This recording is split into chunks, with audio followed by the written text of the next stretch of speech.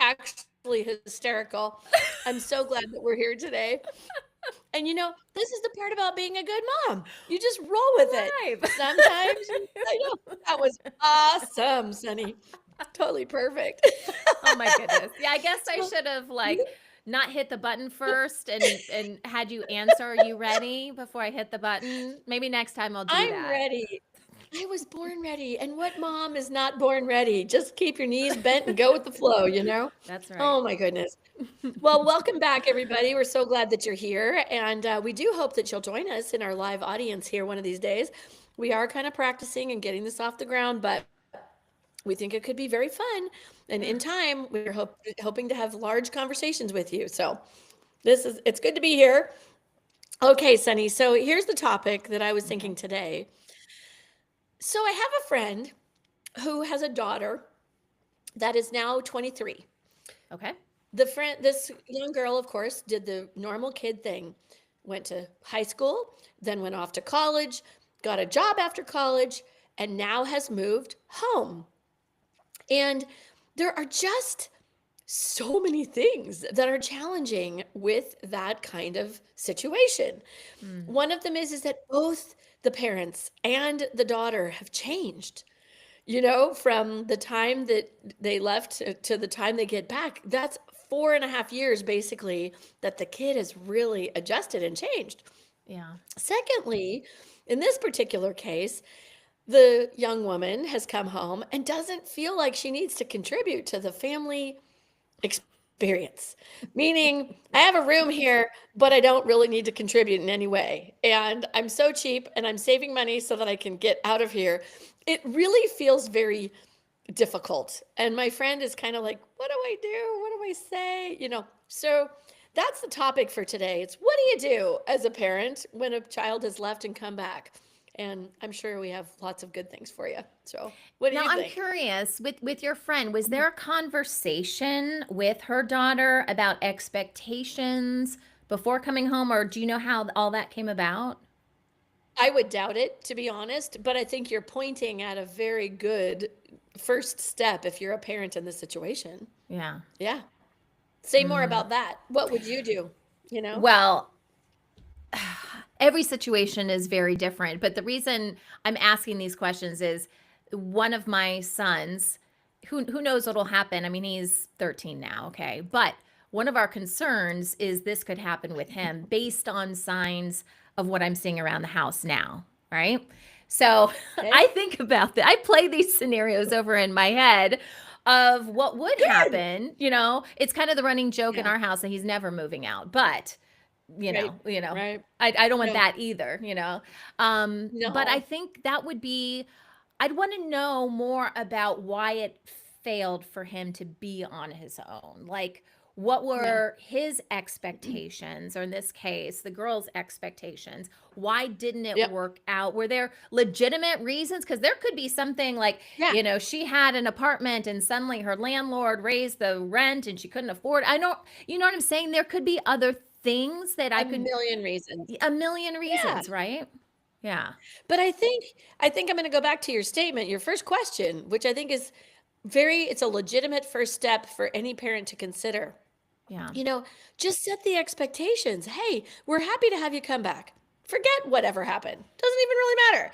We're happy to have you come back. However, as a member of the household, we need you to do X, Y, and Z. And in this case, my friend is charging her daughter rent, a nominal fee, but it's Okay. something to contribute. Yep. She is asked this daughter to take out the trash, do some other household chores as a member to contribute, okay? What's interesting in this particular case is that her daughter is maybe not so keen on doing it. Yeah. And that whole independence thing takes over, and the kid is saying, well, I have been independent for this long and I can do my own thing. You don't have to smother me, kind of thing. And yet there are expectations. So your point is a valid one. If you're the kind of parent out there, to the audience, if you're the kind of parent that needs the kid to do certain things and to live up to a certain level of expertise or expectation, you better set that bar before they come back. Yeah. Because it just gets really disruptive. And I can tell that my friend is struggling a little bit with what to do and what to say, knowing that she set some expectations, but at the same token, she has a very independent, child that's kind of going, well, I'm doing it my way. And that's Yeah. normal. That's really, really normal for a kid to say that. So Now, how old is she? 23, did you say? 23. 23 years Mm-hmm. old. Okay. Not going to Yep. school, has a job Mm-hmm. still? Yeah. Okay. Working So full still bringing time in from money. home. Yeah, working, Yep. okay, while she's living at Pays home. rent. Pays Mm-hmm. some rent. Probably less than she Mm-hmm. would out on her own, but still Oh, by contributes far, by a somehow. million. But, it's basically renting a room from mom and dad's house. Mm-hmm. So, okay, quick funny story. And yes, this is a generational thing perhaps, but my dad tells a story of when he was like, I think he was like even maybe a little bit older than that, maybe like 24, Mm-hmm. 25, something like that, mid 20s, let's just say. Mid-20s. Okay, He yeah. he wanted to save money and decide he was living out on his own and he was fine living out on his own, but he wanted to marry my mom and they wanted to build a house. So he Yeah. decided along with my grandparents that he would move back home, Okay. live with my grandma and Live grandpa. with mom. Yeah. And but there were rules. And my dad talks about one of my or not my one of my grandmother's rules was that he had to be in. I was like 10 o'clock. He had a really early curfew. Okay. He had to be in by 10 o'clock, Wow. and there were no ladies allowed in the house, including my mother. Okay. And he talks about this as he kind of jokes around, like, oh my gosh, but I don't think he had to pay rent. He was working with my grandfather, family business, whatever. So he was contributing, but in another way, and it worked Yeah. out great for him. But there were expectations, and my dad could have said, and I believe my grandmother went over this with him before he moved home. Of sure you can Perfect. come home, but this and this, and then it worked out. And then the rules were also strict enough that as soon as my dad could get out, he did. And I think that's a good thing as well. That is a good thing. And so there's things to be thinking about as the parent, right? It's Yeah. it's that, okay, my child, because I support and love them, they went to college, they got their degree, they're working, they're doing great, they're doing what I asked them to do essentially ahead of time anyway, whatever that was. And now there is a reason that they've come back. And sometimes that reason is really legit, and sometimes it might be just, a little bit of emotional development needs to occur. Yeah. But at the end of the day, the hardest part for parents is to see their kids grown up. And so, in the 4 years that her son was or daughter was doing all this stuff, right? The that she was changing, that daughter was changing into a new person. Wow. And sometimes it's really complicated as a parent to welcome back that same new person in a context where the last time they left, they were 18 or whatever. And I think that that's something to think about as a parent. When your kids leave home for an extended period of time, your wish is for them to grow up and to grow into more of who they're going to become. And so, this expectation conversation when they come back is even more important. You would do it if you were getting a new roommate. Why won't you do it with your own kids? You Yeah. know? Yeah. So, And it's very important. you're not doing them any favors to not have those boundaries and not have those rules. Like, I Oh, realize that they're going through something and they may have had to swallow a little bit of pride to move back with mom and dad, whatever the situation is, but you're not yep. helping them become more independent by just, making it easy breezy fun, because that's Nope. not the world we live in, you know? And the At goal is all. to get them to be independent so they can take care of themselves. Exactly. And so Yeah. I think it's really awesome, to be honest with you, when parents say, sure, I'm here for you. I want to be a Yeah. backstop for you, your son or daughter. I think that's an awesome, good mom tactic.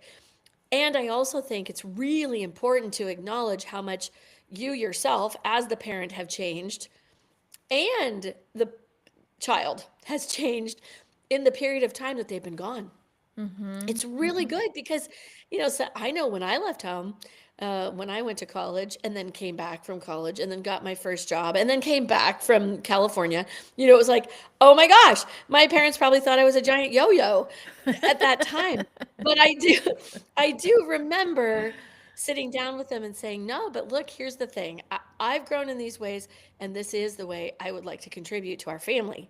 And, you know, I did dishes and I did certain things that were part of the household chores so that I was contributing to the whole overall experience. And Right. that was great. So it's a two-way street. The kids need to pony up a little bit and say how much they've grown and then support mom and dad. And mom and dad need to recognize the changes in the kids. Like, wow, you've grown up, or you haven't. Wow, you've been gone for 5 years and you haven't grown a thing. You know, Yeah, also important. and I also think too, if you're listening to this and you're like, well, I didn't have that conversation before they came home and now they're home, I still Mhm. think that conversation needs to happen. It's ideal if it Yes, happens before so everyone's on the same page. But even if yes, you're in that boat where your child came home and they aren't pulling their weight. I think it's time to have a family meeting and yep, talk yep, about expectations moving forward. You can still do that even though it yep. wasn't done beforehand. And you need to be really honest about the situation. And I don't think it's bad too to say, we want you to be independent. We're here to support you. We will always be here to support you, but our expectation is this. And it's even okay to say, when do you think what would be a good goal to have you back out on your own again? Just if Yeah, that needs to move, if that goal needs to move, that's fine. But I find if you don't even set the goal, you miss it 100% of the time because there's nothing to aim for, there's no right? goal. There's no goal. Absolutely. Two things came to my mind during that. Yes. One of my dear colleagues shared with me a concept about 10 years ago called setting the conditions of satisfaction.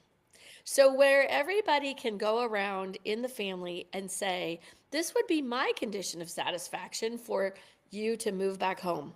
Mm, And what's really nice about those words is that you're just basically saying, I'd feel satisfied if the trash was taken out 3 times a week yeah, and you brought the cans back in and put the bag in the can, in the can, right. or whatever the terms are. What is your condition of satisfaction? What would feel satisfying?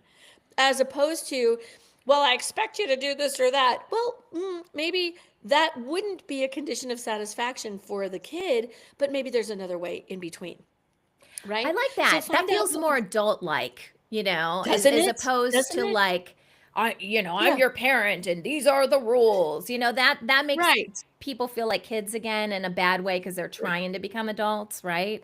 You got Yeah. that. Exactly. The other term that I like to use, especially if you're the parent that hasn't had the conversation with the kid and they're already living in the house. One of the things that works for opening up a dialogue around whatever it is that might be a little difficult is to say, in the spirit of having our relationship be the best that it can be, I really want to talk to you about something that's been on my heart or on my Mm-hmm. mind. Mm-hmm. And set it that way. Now, keep in mind, if the kid is not ready or if they're in the middle of something and you don't get a positive response to that immediately, just say, when would be a good time for us to talk? And then set it up with them just like you would with an adult. You're never Yeah. going to just walk into your boss's office and say, hey, I'm talking to you right now about something that's really important. Get over whatever you're doing. Yeah. You wouldn't do that. So teaching your kids how to communicate when something is a difficult conversation is also part of the job as a parent. You got to Yeah. model this behavior. So I find that that works really well. I like that too. Both of those are Yeah. great ideas.